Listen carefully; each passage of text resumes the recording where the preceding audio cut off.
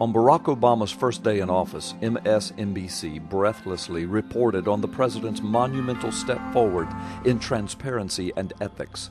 They hailed his first-day achievements as though finally the United States of America had a president who would usher in honor and dignity to the White House.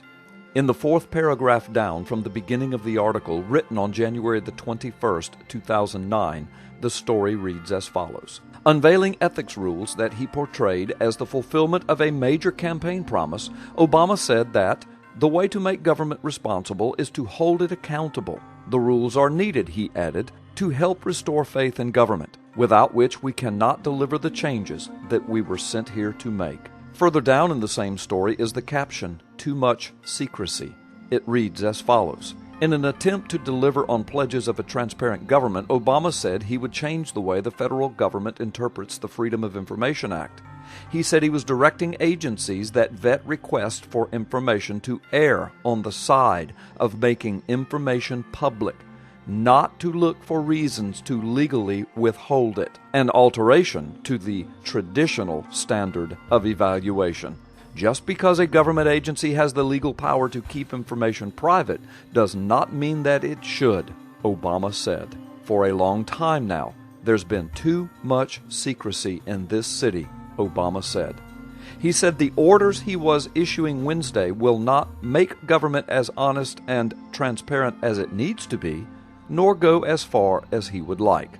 But, he said, these historic measures do mark the beginning of a new era of openness in our country, Obama said. And I hope, do something to make government trustworthy in the eyes of the American people in the days and weeks, months, and years to come. And so what executive order did Barack Obama enact and sign on his very first day in office? An executive order sealing all presidential records, barring the release of all presidential records in the National Archives and Records Administration. This barring of records includes his records and all past presidents' records. This was done in spite of the fact that there was a swirling controversy even then that he might not be constitutionally eligible to hold the office of president, and that his own personal records and subsequent presidential records just may reveal that possibility.